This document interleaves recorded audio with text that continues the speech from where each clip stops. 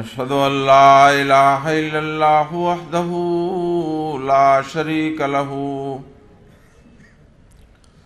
وأشهد أن محمدا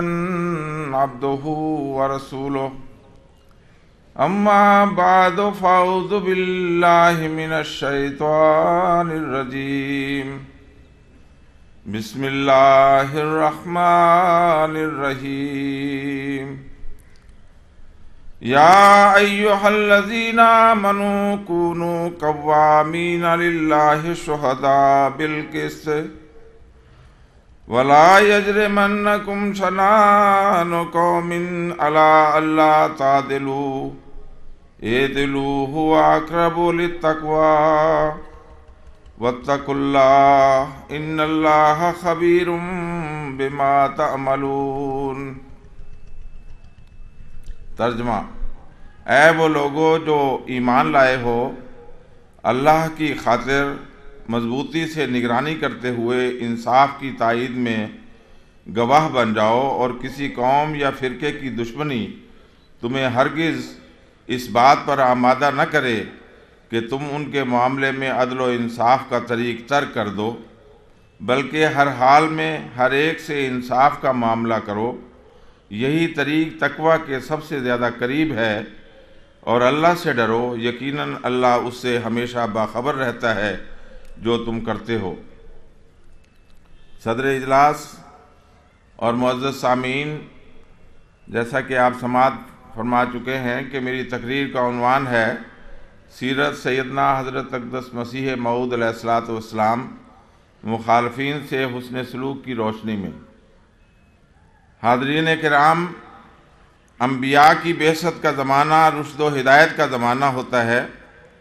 اللہ تعالیٰ کی رحمت کا انعکاس ان کے بابرکت وجود کے ذریعہ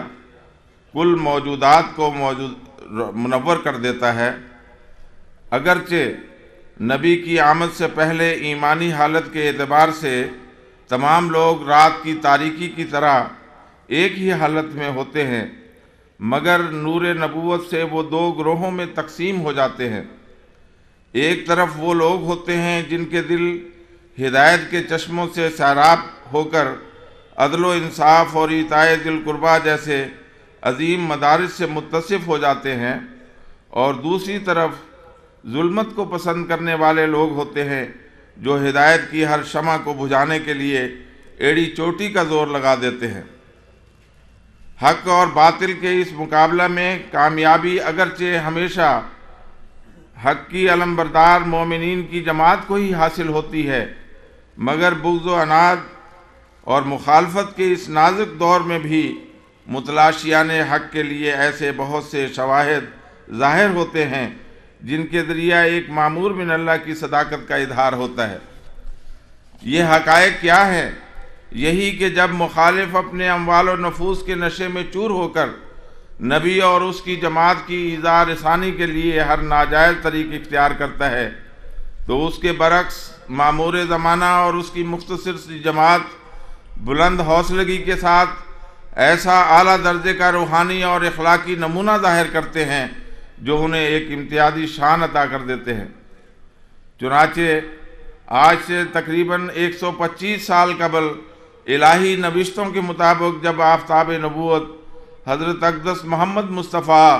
صلی اللہ علیہ وسلم کے فیوض و برکات سے دنیا نے اپنا منہ موڑ لیا، تب اللہ تعالیٰ نے اپنے وعدہ کے مطابق 14ویں صدی کے سر پر ان انوار و فیضان کے اثر نو انعکاس کے لیے بدر کامل حضرت اقدس مرزا غلام احمد قادیانی علیہ السلام کو اللہ تعالیٰ نے مسیح موعود اور مہدی موعود بنا کر مبعوث فرمایا۔ حاضرین کرام، سیدنا حضرت اقدس مسیح موعود علیہ السلام کی پاک اور مطہر سیرت پر تفصیلی روشنی ڈالنے سے پہلے میں اس مقدس عہد بیعت کو پیش کرنا چاہتا ہوں جو آپ اذن الہی کے ماتحت ہر اس شخص سے لیا کرتے تھے جو آپ کی بیعت کے لیے کر کے سلسلہ احمدیہ میں شامل ہوتا ہے، اور جو در حقیقت جماعت احمدیہ کے قیام کے لیے بنیادی پتھر کی حیثیت رکھتا ہے۔ اس عہد بیعت کی 10 شرائط میں سے چوتھی شرط یہ ہے کہ بیعت کنندہ سچے دل سے عہد اس بات کا کرے کہ عام خلق اللہ کو عموماً اور مسلمانوں کو خصوصاً اپنے نفسانی جوشوں سے کسی نوع کی ناجائز تکلیف نہیں دے گا، نہ زبان سے، نہ ہاتھ سے، نہ کسی اور طرح سے۔ اور پھر نویں شرط یہ ہے کہ عام خلق اللہ کی ہمدردی میں محض للہ مشغول رہے گا، اور جہاں تک بس چل سکتا ہے اپنی خداداد طاقتوں اور نعمتوں سے بنی نوع انسان کو فائدہ پہنچائے گا۔ حضرات، قابل غور بات تو یہ ہے کہ جو شخص اپنے ساتھ تعلق اور روحانی رشتہ ہی اس عہد و پیمان پر رکھتا ہے کہ بیعت کنندہ تمام مخلوق کے ساتھ دلی ہمدردی اور محبت و شفقت کا سلوک کرے،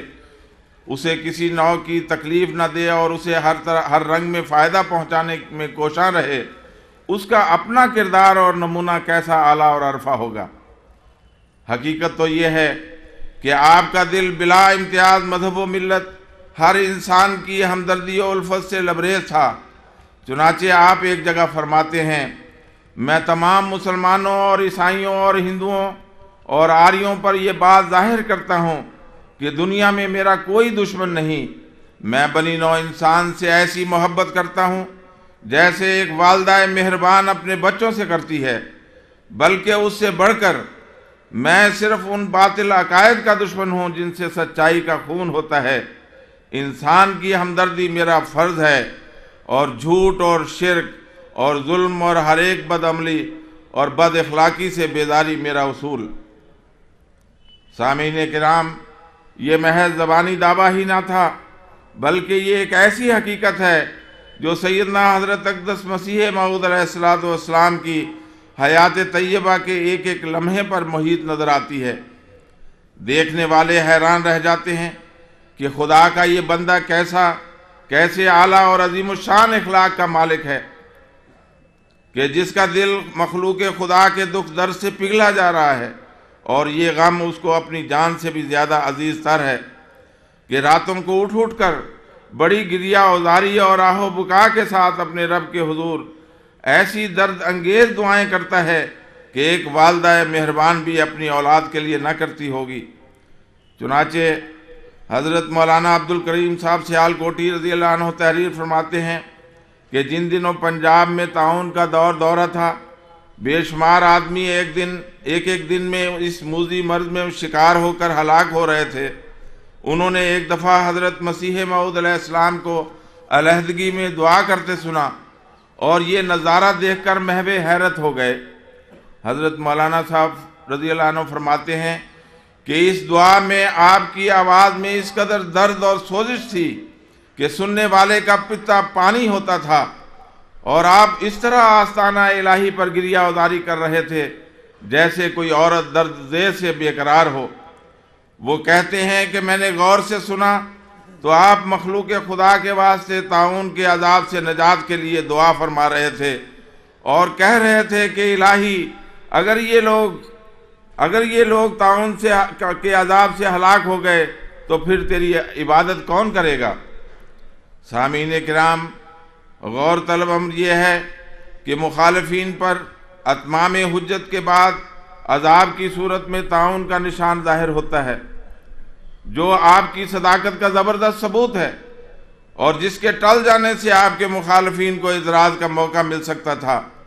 مگر آپ ہیں کہ رو رو کر دعائیں کر رہے ہیں کہ الہی تو رحیم و کریم ہے، تو اپنی مخلوق کو اس عذاب سے بچا لے اور اپنے کمال لطف و کرم سے ان کی ہدایت و رشد کے سامان پیدا فرما دے۔ در حقیقت ان دعاؤں سے آپ کے مخفی ارادوں اور دلی خواہشات کا بھی اندازہ ہو جاتا ہے، کیونکہ دعائیں کسی انسان کی خواہش کا نچوڑ ہوتی ہیں اور اس کی اندرونی سیرت کا آئینہ دار بھی۔ معزز سامعین، سن 1903 کی بات ہے، سیدنا حضرت مسیح موعود علیہ السلام نے آن صلی اللہ علیہ وسلم کی ایک پیش گوئی کو ظاہری طور پر پورا کرنے کی غرض سے مسجد اقصی میں ایک مینار کی تعمیر کا ارادہ فرمایا، جس پر قادیان کے بعض آریوں نے ڈپٹی کمشنر گرداسپور کے پاس شکایت کر دی کہ اس مینار کی تعمیر کو روک دیا جائے کیونکہ اس سے ہماری عورتوں کی بے پردگی ہوگی۔ اس پر ڈپٹی مجسٹریٹ قادیان آیا اور شکایت کنندہ مخالفین کے ہمراہ حضور علیہ السلام سے ملاقات کی حضور علیہ السلام نے ان کی شکایت کا جواب دیتے ہوئے بڑی متانت سے فرمایا کہ ہم یہ مینار کوئی سیر و تفریح یا تماشے کے لیے نہیں بنا رہے، بلکہ محض ایک دینی غرض مقصود ہے، اور یہ شکایت محض ہماری دشمنی کی وجہ سے کی گئی ہے، ورنہ اس میں بے پردگی کا تو کوئی سوال نہیں، اور اگر بالفرض کوئی بے پردگی ہوگی تو اس کا اثر ہم پر بھی ویسا ہی پڑے گا جیسا ان پر۔ اور لالا بڈھا مل صاحب آریہ جو حضور کی مخالفت میں پیش تھے کی طرف اشارہ کرتے ہوئے آپ نے فرمایا، یہ لالا بڈھا مل پاس بیٹھے ہیں، آپ ان سے پوچھیں کہ بچپن سے لے کر آج تک کیا کبھی ایسا ہوا کہ اسے فائدہ پہنچانے کا مجھے موقع ملا ہو اور میں نے فائدہ پہنچانے میں کوئی کمی کی ہو، اور پھر اسی سے پوچھیں کیا کبھی ایسا ہوا کہ مجھے تکلیف دینے کا اسے کوئی موقع ملا ہو اور اس نے مجھے تکلیف دینے میں کوئی کسر چھوڑی ہو۔ حضرت حافظ روشن علی صاحب رضی اللہ عنہ کا بیان ہے کہ اس وقت لالا بڈھا مل پاس بیٹھے تھے، مگر شرم اور ندامت کی وجہ سے انہیں جرأت نہیں ہوئی کہ حضرت مسیح موعود علیہ السلام کی بات کا جواب دینا تو درکنار حضور کی طرف آنکھ اٹھا کر بھی دیکھ سکیں۔ سچ تو یہ ہے کہ اس قسم کے ہمسائے جو ہمیشہ در پہ آزار رہتے ہوں، ان کے ساتھ محبت اور شفقت کی یہ عظیم الشان مثال ہے۔ پھر محبت اور شفقت اور عفو و درگزر کا یہ سلوک ہمسایوں تک ہی محدود نہ تھا، بلکہ آپ کے اشد ترین دشمن بھی اس سے محروم نہ رہے۔ حیرت کا مقام ہے کہ ایک طرف فریق مخالف دشمنی اور عناد میں اندھے ہو کر ہر طرح کے اوچھے اور غلیظ اعتراضات کرنے سے بھی دریغ نہیں کرتے، اور فحش گالیاں اور گندہ دہانی سے باز نہیں آتے، اور دوسری طرف آپ ہیں کہ کمال صبر و تحمل اور ضبط نفس کا بے مثال نمونہ دکھاتے ہیں کہ دیکھنے والے دنگ رہ جاتے ہیں۔ حضرت مولوی عبدالکریم صاحب سیالکوٹی رضی اللہ عنہ تحریر فرماتے ہیں کہ آپ نے ایک روز فرمایا، یعنی حضرت مسیح علیہ السلام نے فرمایا کہ میں اپنے نفس پر اتنا قابو رکھتا ہوں اور خدا تعالیٰ نے میرے نفس کو ایسا مسلمان بنایا ہے کہ اگر کوئی شخص 1 سال بھر میرے سامنے بیٹھ کر میرے نفس کو گندی گالیاں دیتا رہے، آخر وہی شرمندہ ہوگا اور اسے اقرار کرنا پڑے گا کہ وہ میرے پاؤں جگہ سے اکھاڑ نہ سکا۔ حضرات، وقت کی رعایت سے صرف ایک مثال پیش کرتا ہوں۔ ایک مرتبہ لاہور میں قیام کے دوران پیر گولڑوی صاحب کے ایک مرید حضور علیہ السلام سے ملنے کے بہانے آیا اور آ کر سامنے بیٹھ گیا اور کچھ عرض کرنے کی اجازت چاہی۔ حضور نے اجازت دے دی۔ اس پر اس نے گالیاں نکالنی شروع کر دیں،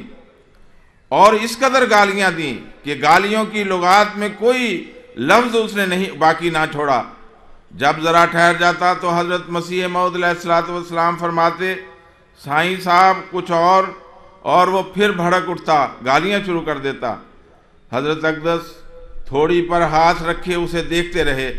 جب اپنی بکواس کرتے کرتے خود ہی تھک ہار کر خاموش ہو گیا تو حضور نے اسے مخاطب کر کے فرمایا، بھائی صاحب کچھ اور بھی کہہ لے۔ اس پر وہ گڑ گڑا کر حضور کے پاؤں پر گر پڑا اور معافی کا خواستگار ہوا اور کہنے لگا کہ مجھ سے سخت نادانی ہوئی، میں حضور کے مرتبے کو نہیں پہچانتا، میری توبہ۔ بس آپ کیا خوب فرماتے ہیں، گالیاں سن کے دعا دیتا ہوں ان لوگوں کو، رحم ہے جوش میں اور غیظ گھٹایا ہم نے۔ اور اپنی جماعت کو تعلیم دیتے ہوئے آپ فرماتے ہیں، گالیاں سن کے دعا دو، پا کے دکھ آرام دو، کبر کی عادت جو دیکھو تم دکھاؤ انکسار۔ اے میرے پیارے شکیبو، صبر کی عادت کرو، وہ اگر پھیلائیں بدبو تم بنو مشک تتار۔ سامعین کرام، مولوی محمد حسین بٹالوی اہل حدیث فرقہ کے مشہور و معروف عالم تھے، اور ایک زمانہ میں وہ حضرت اقدس مسیح موعود علیہ السلام پر جان چھڑکتے تھے۔ ان کا قلم آپ کی مدح میں تعریفی کلمات لکھتے نہ تھکتا تھا۔ جب حضور علیہ السلام نے براہین احمدیہ شائع فرمائی تو اس کتاب پر ریویو لکھتے ہوئے یہاں تک لکھا کہ اسلام کی تائید میں گزشتہ 1300 سال سے کوئی کتاب اس شان کی نہیں لکھی گئی، لیکن جب حضور علیہ السلام نے باذن الہی مسیح موعود ہونے کا اعلان فرمایا تو یہ صاحب آپ کی مخالفت میں کھڑے ہو کر صف اول کے معاند بن گئے، اور اس غلط فہمی کی بنا پر کہ حضور علیہ السلام نے جو عروج حاصل کیا ہے یہ میرے اس ریویو کی وجہ سے حاصل ہوا ہے جو میں نے براہین احمدیہ کے حق میں لکھا تھا، ان صاحب نے بڑے تمطراق سے اعلان کیا کہ میں نے ہی اسے اونچا کیا تھا اور اب میں ہی اس کو گراؤں گا، اور پھر آپ کی مخالفت میں اس قدر ترقی کی کہ کوئی دقیقہ اٹھا نہ رکھا، اپنے اخبار اشاعت السنہ میں گالیوں سے بھرے مضامین تحریر کیے، آپ کے خلاف سب سے پہلے کفر کا فتویٰ تیار کیا، گورنمنٹ میں آپ کے خلاف جھوٹی مخبریاں کیں، آپ کے خلاف مقدمات میں جھوٹی گواہیاں دیں، لیکن آخری عمر میں جب حضور علیہ السلام کے الہام انی مہین من ارادہ اہانتک کی زد میں آ کر ذلت اور رسوائی کا شکار ہوا، اور اس کی حالت زار یہاں تک پہنچی کہ اس کا اپنا اخبار بند ہو گیا، اور تو وہ حضور علیہ السلام کے خلاف اپنے مضامین لیے پھرتا تھا، اور کوئی ایڈیٹر اور مولوی اپنے اخبار میں اسے چھاپتا نہ تھا۔ تو ایسے وقت میں حضور علیہ السلام نے مولوی صاحب کو کہلا بھیجا کہ آپ ہمارے پاس قادیان آ جائیں، ہم آپ کے مضمون کی کتابت بھی کروا دیتے ہیں اور چھپوا بھی دیتے ہیں۔ اللہ اللہ، یہ اخلاق اور عظمت کردار صرف اور صرف معمور من اللہ کے ہی شایع نشان ہے۔ انہی مولوی محمد حسین صاحب بٹالوی کے بارے میں ایک روایت میں حضرت مولوی شیر علی صاحب رضی اللہ عنہ فرماتے ہیں کہ مارٹن کلارک کے مقدمے میں ایک شخص فضل الدین لاہوری حضور علیہ السلام کی طرف سے وکیل تھا۔ یہ شخص غیر احمدی تھا۔ جب مولوی محمد حسین بٹالوی حضرت صاحب کے خلاف شہادت میں پیش ہوا تو مولوی فضل الدین صاحب وکیل نے حضرت صاحب سے پوچھا کہ اگر اجازت ہو تو میں مولوی محمد حسین کے حسب نسب کے متعلق سوال کروں۔ حضرت صاحب نے سختی سے منع فرمایا کہ میں اس کی اجازت نہیں دیتا، اور فرمایا لا یحب اللہ الجہر بالسوء۔ مولوی شیر علی صاحب بیان کرتے ہیں کہ یہ واقعہ خود مولوی فضل الدین نے باہر آ کر ہم سے بیان کیا، اس پر اس بات کا بڑا اثر ہوا تھا، چنانچہ وہ کہتا تھا کہ مرزا صاحب نہایت عجیب اخلاق کے آدمی ہیں، ایک پرلے درجے کا دشمن ہے، اور وہ اقدام قتل کے مقدمے میں آپ کے خلاف شہادت میں پیش ہے، اور میں اس کا حسب نسب پوچھ کر اس کی حیثیت کو چھوٹا کر کے اس کی شہادت کو کمزور کرنا چاہتا ہوں۔ اس سوال کی ذمہ داری بھی مرزا صاحب پر نہیں تھی بلکہ مجھ پر تھی، مگر میں نے جب پوچھا تو آپ نے بڑی سختی سے روک دیا، اور ایسے سوال کی میں ہرگز اجازت نہیں دیتا، کیونکہ خدا ایسے طریق کو ناپسند کرتا ہے۔ اور اس طرح آپ نے گویا اپنے آپ کو خطرے میں ڈال کر بھی اپنے جانی دشمن کی عزت و آبرو کی حفاظت فرمائی، اور اس واقعہ سے یہ بات بھی ثابت ہوتی ہے کہ حضرت صاحب اپنے ہاتھ سے کسی دشمن کی بھی ذلت نہیں چاہتے تھے۔ ہاں، جب خدا کی طرف سے کسی کی ذلت کا سامان پیدا ہوتا تھا تو وہ ایک نشان الہی ہوتا تھا جسے آپ ظاہر فرماتے تھے۔ آپ کیا خوب فرماتے ہیں، سخت جاں ہیں ہم، کسی کے بغض کی پرواہ نہیں، دل کبھی رکھتے ہیں ہم، دردوں کی ہے ہم کو سہار۔ احباب کرام، حضرت مسیح موعود علیہ السلام قادیان کے مالکان میں سے ایک تھے، لیکن دعوے کے ابتدائی ایام میں قادیان کی زمین باوجود فراخی کے آپ اور آپ کی جماعت کے لیے تنگ تھی۔ آپ کی قلیل اور غریب جماعت کو سخت تکلیف دی جاتی۔ باہر سے آئے ہوئے مہمانوں کے دامن میں قادیان کے شریر اور خبیث مخالفوں نے پخانہ تک ڈلوا دیا۔ ایک ٹوکری مٹی کی بھی غریب مہاجرین کو لینے نہ دیتے۔ ظالم تباہ ایسے موقعوں پر ٹوکریاں اور کدالیں بھی چھین کر لے جاتے، اور اس قسم کے واقعات آئے دن ہوتے رہتے جو آپ کے چچا زاد بھائی مرزا امام الدین اور مرزا نظام الدین کی شہ پر ہوا کرتے تھے۔ چنانچہ ابتدائی زمانے کا ذکر ہے کہ سیدنا حضرت مسیح موعود علیہ السلام کی اجازت سے سید احمد نور صاحب کابلی مرحوم نے اپنا مکان تعمیر کرنا شروع کیا،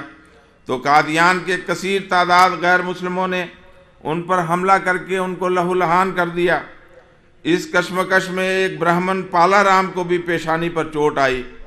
حضور علیہ السلام کو اس واقعہ کا علم ہوا تو آپ نے فرمایا باہم صلح اور سمجھوتا کروا دینا چاہیے جس طرح بھی ہو۔ چنانچہ حضرت شیخ یعقوب علی صاحب عرفانی اور حضرت مفتی فضل الرحمان صاحب بھیروی نے ان کے سرگنوں سے بات چیت کی تو بظاہر سبھی نے کہا کہ ہاں صلح ہو جانی چاہیے اور کسی فریق کو عدالت میں نہیں جانا چاہیے، لیکن در پردہ ان لوگوں کی شے پر پالا رام نے حضرت خلیفہ اول اور مولوی محمد علی صاحب مرحوم اور سید نور احمد صاحب کے خلاف نالش کر دی، جو سردار غلام حیدر خان مزاری کی عدالت میں دائر کی گئی۔ چونکہ صلح کی تجویز کو فریق مخالف ٹھکرا چکا تھا، لہذا اس بلوہ کی پولیس کو جب اطلاع کی گئی تو پولیس نے اپنی تفتیش میں 16 افراد کو مجرم پا کر ان کا چالان کر دیا، اور یہ مقدمہ بھی سردار غلام حیدر کی ہی عدالت میں پیش ہوا۔ حضرات، قادیان کے آریوں کی انتہائی مخالفانہ کوشش کے باوجود پالا رام کی درخواست پہلی ہی پیشی میں خارج ہو گئی، لیکن دوسرا مقدمہ جو پولیس کی طرف سے تھا اس میں ملزمان کے خلاف فرض جرم لگائی گئی، شہادت صفائی بھی گزر گئی، رویداد مقدمہ میں جرم بھی ثابت ہو چکا۔ اب آخری مرحلہ فیصلہ سنانا باقی تھا جس میں ملزمان کو سزا لازمی تھی۔ اس پر ملزمان لالا شرمپت اور لالا ملاوہ مرد اور بعض دوسرے لوگوں کو لے کر حضرت اقدس مسیح موعود علیہ السلام کی خدمت میں حاضر ہوئے اور بڑی معذرت کی کہ یہ بھی کہا کہ آپ کے بزرگ ہم سے ہمیشہ حسن سلوک کرتے رہے ہیں، آپ بھی درگزر فرمائیں، اور بڑے پختہ وعدہ کے ساتھ کہا کہ آئندہ ایسی حرکت نہ ہوگی۔ چنانچہ حضور نے ان کو معاف کر دیا۔ حضرت شیخ یعقوب علی صاحب عرفانی بیان کرتے ہیں کہ حضور نے مجھے حکم دیا کہ میں عدالت میں جا کر کہہ دوں کہ ہم نے معاف کر دیا ہے۔ اس پر میں نے، یعنی حضرت مولانا شیخ یعقوب علی صاحب عرفانی کہتے ہیں کہ اس پر میں نے واقعات کی تفصیل بیان کرتے ہوئے عرض کیا کہ یہ مقدمہ پولیس کی طرف سے ہے جو ملزمان کے رہا کیے جانے کو کبھی پسند نہیں کریں گے، اور ہمارے اختیار سے باہر ہے کہ ہم یہ مقدمہ بطور راضی نامہ ختم کر دیں۔ اس پر آپ نے فرمایا ہمارے اختیار میں جو کچھ ہے وہ کر لینا چاہیے، میں نے ان کو معاف کر دیا ہے، میری طرف سے جا کر کہہ دیا جائے کہ انہوں نے معاف کر دیا ہے، ہم کو ان سے کچھ غرض نہیں، ہم نے چھوڑ دیا ہے، اگر عدالت منظور نہ کرے تو اس میں ہمارا کوئی اختیار نہیں، فوراً چلے جاؤ۔ چنانچہ دوسرے روز مکرم عرفانی صاحب اور مکرم مفتی فضل الرحمان صاحب دونوں عدالت پہنچے اور مجسٹریٹ سردار غلام حیدر مزاری کو حضور کا پیغام پہنچایا، جس پر اس نے کہا اب کیا ہو سکتا ہے، سرکار مدعی ہے، رویداد مقدمہ ختم ہو چکی ہے، صرف حکم باقی ہے۔ اس پر عرفانی صاحب نے کہا جو کچھ بھی ہو حضرت صاحب نے معاف کر دیا ہے، آپ کو جو اختیار ہے آپ کریں، ہم کو جو حکم تھا آپ تک پہنچا دیا۔ نعرہ تکبیر، نعرہ تکبیر، غلام احمد کی، غلام احمد کی، اسلام احمدیت، نعرہ تکبیر۔ حضرت مفتی صاحب فرماتے ہیں کہ یہ سن کر مجسٹریٹ صاحب پر بہت متاثر ہوئے اور کہا جب مرزا صاحب نے معاف کر دیا ہے تو میں بھی معاف کرتا ہوں، اور ملزموں کو مخاطب کر کے کہا کہ ایسا مہربان انسان کم دیکھا گیا ہے جو دشمنوں کو اس وقت بھی معاف کر دے جبکہ وہ اپنی سزا بھگت رہے ہوں، اور ان کو بہت کچھ ملامت، یعنی جو ملزم تھے ان کو بہت کچھ ملامت کی کہ ایسے بزرگ کی جماعت کو تم تکلیف دیتے ہو، بڑے شرم کی بات ہے، آج تم سب سزا پاتے، مگر یہ مرزا صاحب کا رحم ہے کہ تم سب کو جیل سے بچا لیا۔ سامعین کرام، یہ ان مخالفین سے درگزر کا معاملہ ہے جو پہلے بھی کئی بار جماعت کے معزز افراد سے مختلف قسم کی بدسلوکیاں کرتے چلے آتے ہیں، اور ایسی عداوت اور حسد میں بڑے ہوئے تھے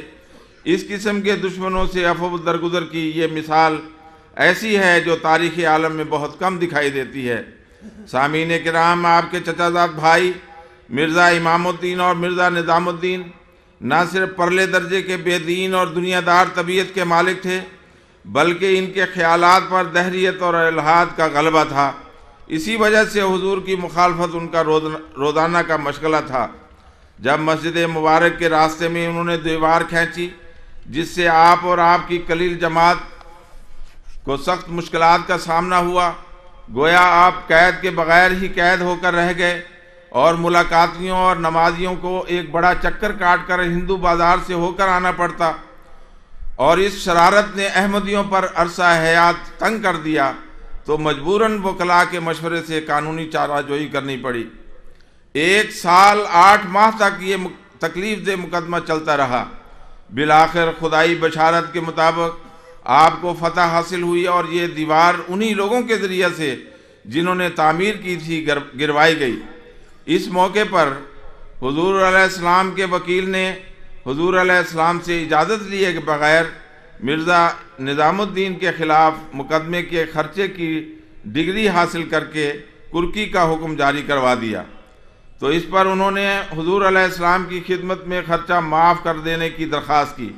اس طرح جب حضور کو ان حالات کا علم ہوا، یعنی حضور کے علم میں ہی نہیں تھا کہ ایسا ہوا ہے،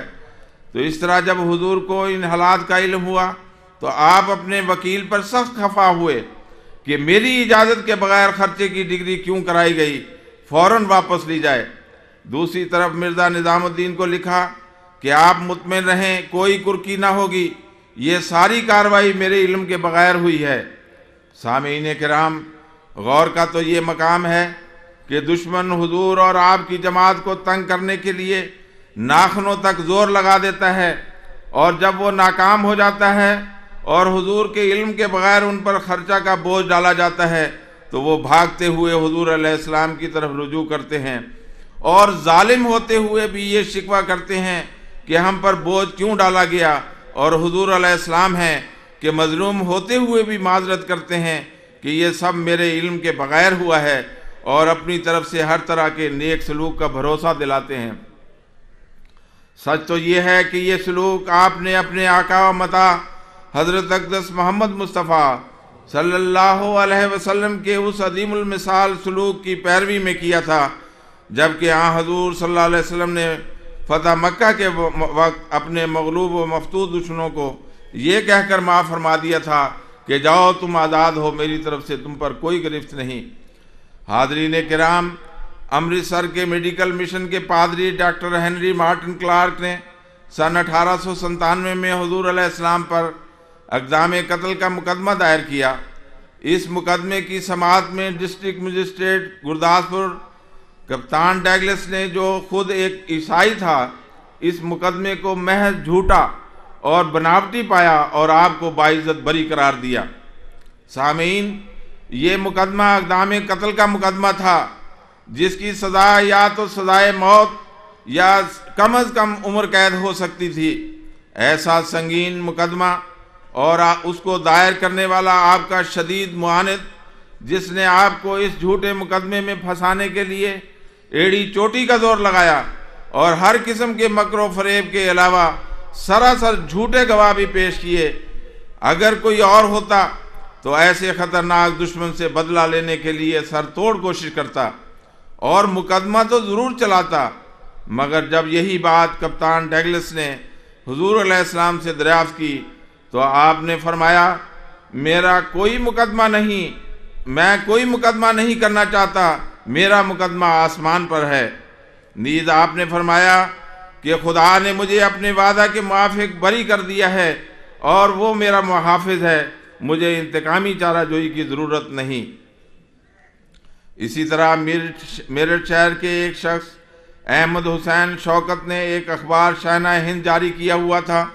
سیدنا حضرت مسیح موعود علیہ السلام کی مخالفت میں اس نے اپنے اخبار کا ضمیمہ جاری کیا، جس پر ہر قسم کے گندے مضامین شائع کرتا اور اس طرح پر جماعت کی دل آزاری کرتا۔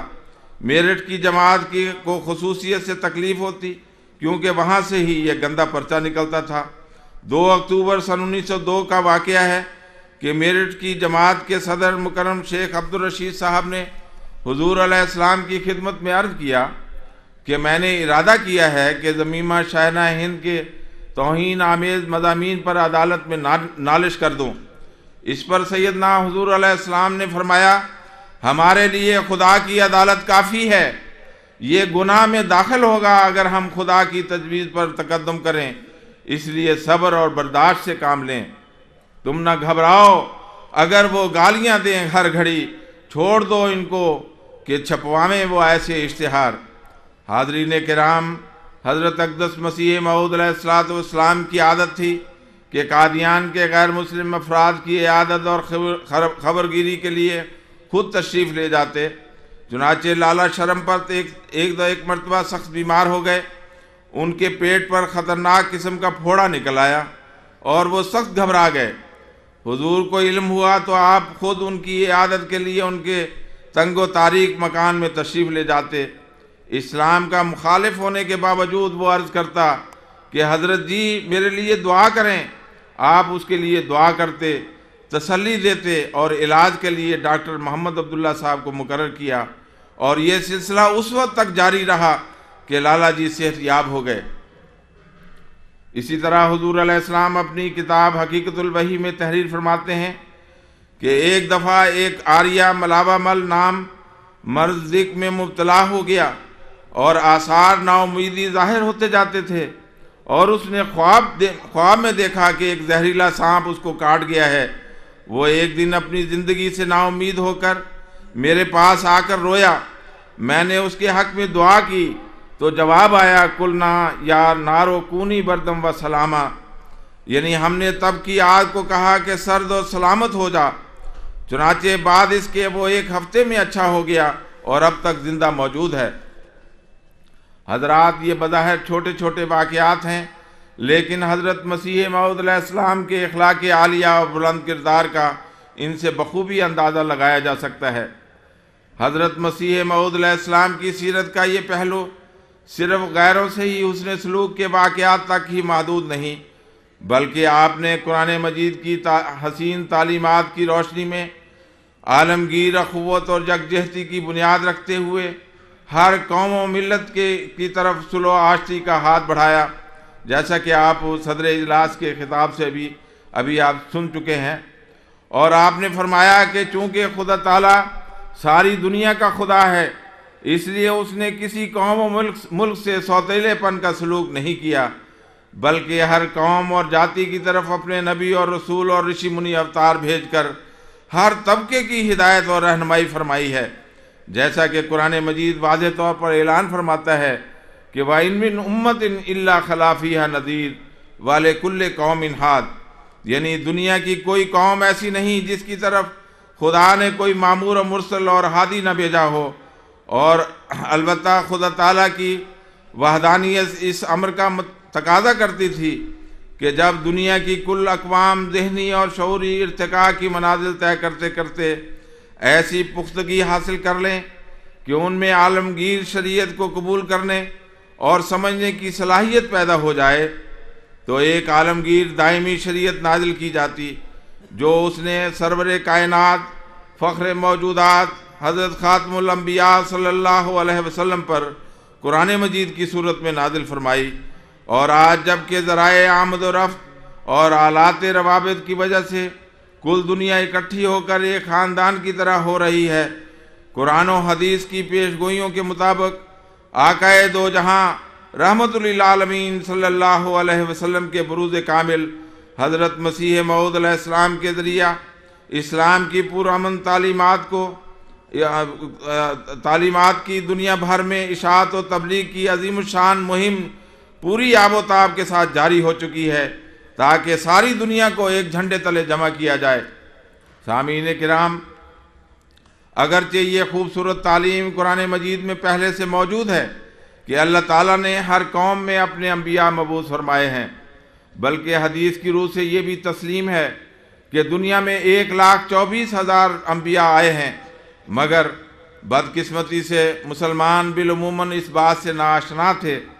کہ ملک عرب اور شام و فلسطین کے علاوہ بھی दीगर ममालिक में भी अम्बिया आते रहे हैं। सैयदना हज़रत मसीह मऊद अलैहिस्सलाम का ये अजीम शान कारनामा है कि आपने इस कुरानी उसूल के मुताबिक हर कौम व मज़हब के मुक़द्दस बुज़ुर्गों की इज़्ज़त व तकरीम को कायम फरमाया। चुनाचे इस ज़मीन में आप फरमाते हैं, ये उसूल नहायत प्यारा और अमन बख्श और सुलहकारी की बुनियाद डालने वाला और अखलाकी हालतों को मदद देने वाला है कि हम उन तमाम नबियों को सच्चा समझ लें जो दुनिया में आए, ख्वाह हिंद में ज़ाहिर हुए हों या फ़ारिस में या चीन में या किसी और मुल्क में, और करोड़ दिलों में उनकी अज़मत, इज़्ज़त और अज़मत बिठा दी गई और उनके मज़हब की जड़ कायम कर दी गई और कई सदियों तक वो मज़हब चला आया। यही उसूल है जो कुरान ने हमें सिखलाया है। इसी उसूल के लिहाज से हम हर मज़हब के पेशवा को, जिनकी सवानें इस उसूल के नीचे आ गई हैं, इज़्ज़त की निगाह से देखते हैं। अलगरज आज जमात अहमदिया आलमगीर अपने मुक़द्दस बानी की इब्तिदा में कुरानी तालीम की रोशनी में उन तमाम नबियों, रसूलों, ऋषि मुनि और अवतारों की दिलो जान से इज़्ज़त व तकरीम करती है जो दुनिया में ख्वाह किसी भी कौम और मुल्क में आए हों। हिंदुस्तान के राजा कृष्ण जी महाराज, रामचंद्र जी महाराज, महात्मा बुद्ध जी महाराज और इसी तरह चीन के कन्फ्यूशस और ईरान के ज़रतश्त अलैहिस्सलाम सभी के लिए मोहब्बत और अकीदत के जज्बात रखती है। आज जमात अहमदिया की इस बेनज़ीर तालीम की वजह से एक आलमगीर अखुवत और अमन और शांति की बुनियाद दुनिया के 202 ममालिक में कायम हो चुकी है। बेशक आज भी हमारे बाद भाई हमारे इस अकीदे की वजह से हमारी मुखालफत करते हैं, लेकिन हमें यकीन है कि बिलाखिर एक दिन सारी दुनिया इस सदाकत को कबूल करने पर मजबूर होगी और सारी दुनिया हज़रत सरवर कायनात फ़ख्र मौजूदात हज़रत अक़दस मोहम्मद मुस्तफ़ा सल्लल्लाहु अलैहि वसल्लम की ग़ुलामी में आपके नायब और बुरूज़ कामिल हज़रत मसीह मऊद अलैहिस्सलाम के ज़रिया एक झंडे तले जमा होगी। तब मसीह मोहम्मदी का ये कौल पूरी शान के साथ पूरा होगा कि दुनिया में एक ही मज़हब होगा और एक ही पेशवा। मैं तो एक तुख्म रेज़ी करने आया हूँ, सो मेरे हाथ से वो तुख्म बोया गया और अब वो बढ़ेगा और फूलेगा और कोई नहीं जो उसको रोक सके। वो पेशवा हमारा जिससे है नूर सारा, नाम उसका है मोहम्मद, दिलबर मेरा यही है। सब पाक हैं पैगंबर, एक दूसरे से बेहतर, लेकस खुदाए बरतर, खैरुल वरा यही है। अल्लाह ताला हमें इन तमाम राहों पर चलने और इन औसाफ़ करीमाना को अपनाने की तौफ़ीक़ अता फ़रमाए। व आखिर दावाना अनिल हम्दुलिल्लाहि रब्बिल आलमीन। नारे तकबीर।